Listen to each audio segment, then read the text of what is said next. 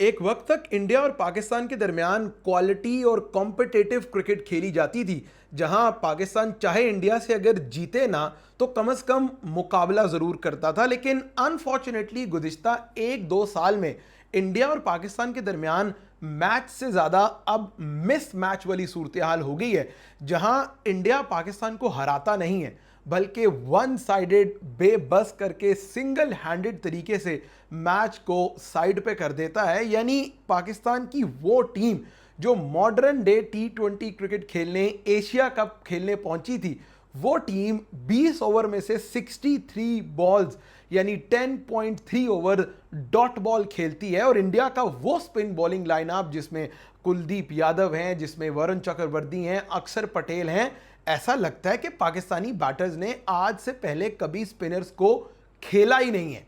India ने आज Dubai sports city में पाकिस्तान को सिर्फ हराया नहीं है, बल्कि पाकिस्तान को एक प्रॉपर कोई 7th 8th रैंक टीम की तरह ट्रीट करके वन साइडेड मुकाबले के बाद मैच से बाहर कर दिया है। और पूरे 40 ओवर सवाए शाहीन शाह अफरीदी की वो उस एक इनिंग्स के पूरे मैच में पाकिस्तानी टीम कहीं इंडिया के करीब जाते हुए भी दिखाई नहीं दी।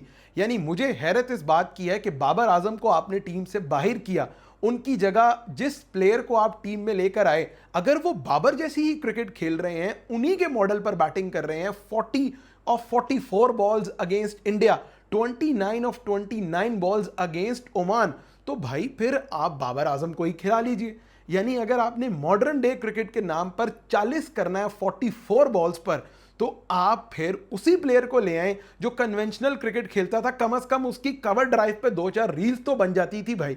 यानी बहुत डिसअपॉइंटिंग बारी थी आज पाकिस्तान की, चाहे साइम अयूब का डक पर आउट होना हो, चाहे फरहान का 44 बॉल्स पर 40 करना हो, चाहे कप्तान सलमान अली आगा का 12 गेंदों पे कोई 2-4 रन की बारी खेलना हो, हसन नवाज, मोहम्मद नवाज की तरफ से डिसअपॉइंटमेंट हो, कोई एक पॉजिटिव चीज़ भी आपको अगर पाकिस्तान की तरफ से इस मुकाबले में मिल जाए तो आप मुझसे बात करिएगा। वो शाहीन शाह अफरीदी ने जो 4 छक्के लगाकर शायद आपकी टीम की, आपकी बैटिंग की कुछ हद तक इज्जत बचा ली, वरना आप 105 110 से भी आगे नहीं जा सकते थे। इंडिया ने आज पाकिस्तान को वो किया, पाकिस्तान के साथ ना, जो एक टाइम तक 2009, 10, 11 में पाकिस्तान T20 क्रिकेट में दूसरी टीम्स के साथ किया करता था, यानी आउटराइट तरीके से मारना।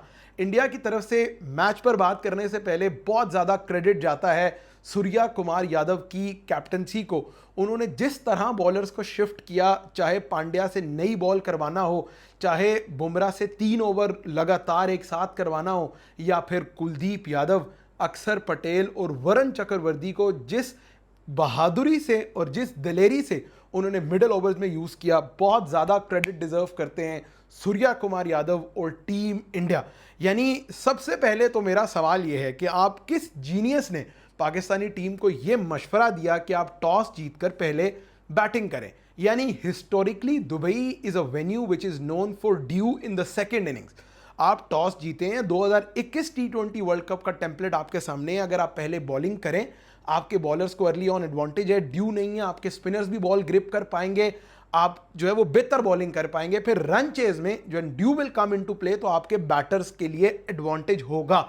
ये इंफॉर्मेशन, ये लेमैन इंफॉर्मेशन अगर मैं पाकिस्तान में बैठकर मुझे पता हो सकती है, तो हैरत है कि माइक हेसन, जो अपने आप को T20 मॉडर्न डे क्रिकेट का मोजिद कहते हैं, मोजिद कोच कहते हैं, उनको ये इंफॉर्मेशन नहीं थी कि आपने ड्यू फैक्टर से कैसे कॉम्बैट करना है। टॉस जीते हैं, आप बॉलिंग करें। लेकिन टॉस जीतकर पाकिस्तान ने, मुझे तो लगता है कि दलेराना नहीं, अहमकाना फैसला किया कि हमने पहले बैटिंग करनी है।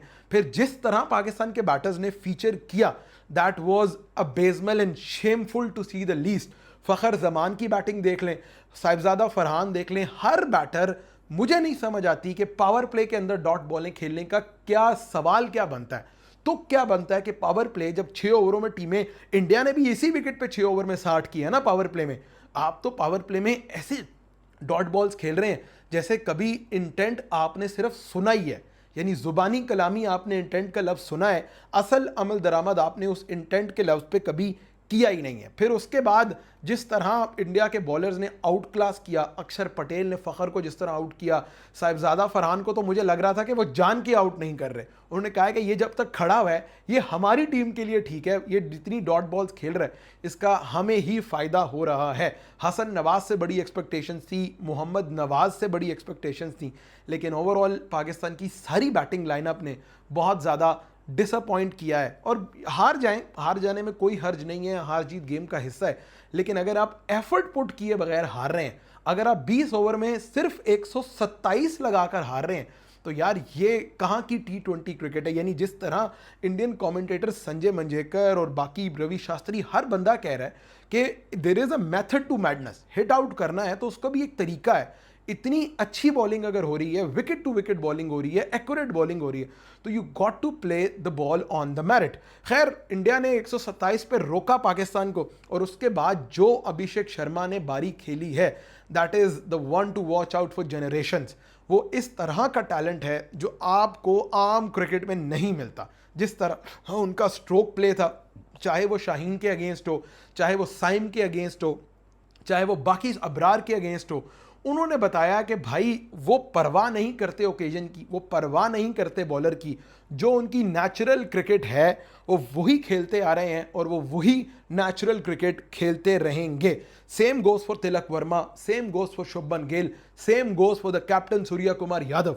अब सूर्या कुमार यादव की इनिंग अगर आपने देखनी है तो वो एक टेक्स्ट बुक इनिंग्स है कि इस विकेट पे कैसे बारी करते हैं। उन्होंने भी शुरू में पहली 12 गेंदों पे उनका 10 स्कोर था, लेकिन जहां से उन्होंने पेस पिक किया सुफियान मुकीम के ओवर से, जहां से उन्होंने तेज रन्स करने की कोशिश की, हमारे पास उनका कोई जवाब ही नहीं था। हमारे पास कोई ऑप्शन ही नहीं था दूसरा कि हम किस तरह टैकल कर पाते सूर्या कुमार यादव को, किस तरह तिलक वर्मा को पकड़ पाते। But all in all it is a very shameful defeat for Pakistan, not gonna lie, a very embarrassing performance.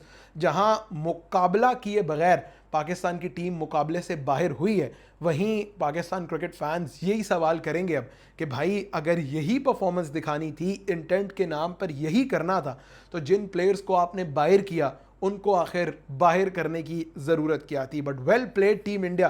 तमाम तर इंडियन क्रिकेट फैंस को बहुत ज़्यादा मुबारक हो, वो इंडियन क्रिकेट फैंस जो बाइकआउट कर रहे थे उनको भी, जो नहीं कर रहे थे उनको भी।